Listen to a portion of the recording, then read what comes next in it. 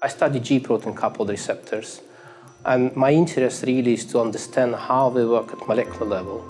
How do we translate the ligand binding, be it native hormones or the drugs we use in clinic, into signaling.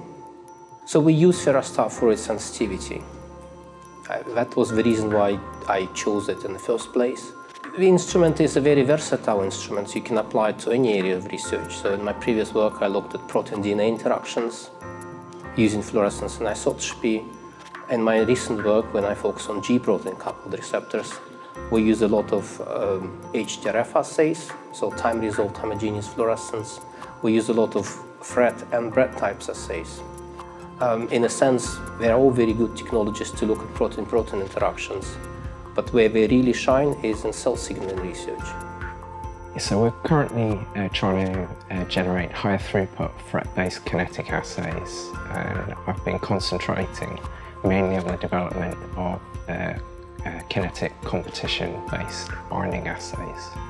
Previously, we've used radiochemicals in order to determine the on-and-off rates of these unlabeled compounds. That's obviously quite a laborious process. It obviously involves us having to dispose of large volumes of radioactive waste, which obviously has major cost implications. So we were very excited to be able to transfer over to a fluorescent-based technology, which has obviously a high throughput capability. So we're now able to determine the kinetics of large numbers of compounds in a very rapid time frame.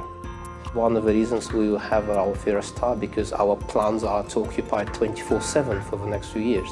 What we're trying to establish here is to transition from a classical drug discovery, when you really try to identify compounds that do what you want, to drug engineering, where we can modify existing compounds, drug candidates, to do what you want.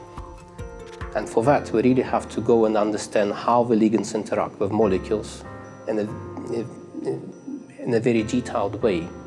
The technical support available from B&G has been fantastic. So they're always available on call to answer any questions we have about the software.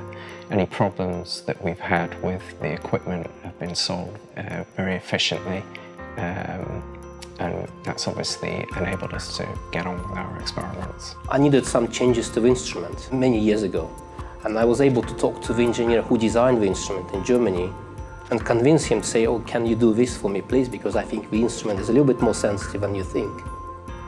Can we introduce a couple of decimal places after the dot? And they implemented it in a couple of days. So that's what I really like about working with BMG, because you can really go back to the engineers, talk to them, get the feedback immediately.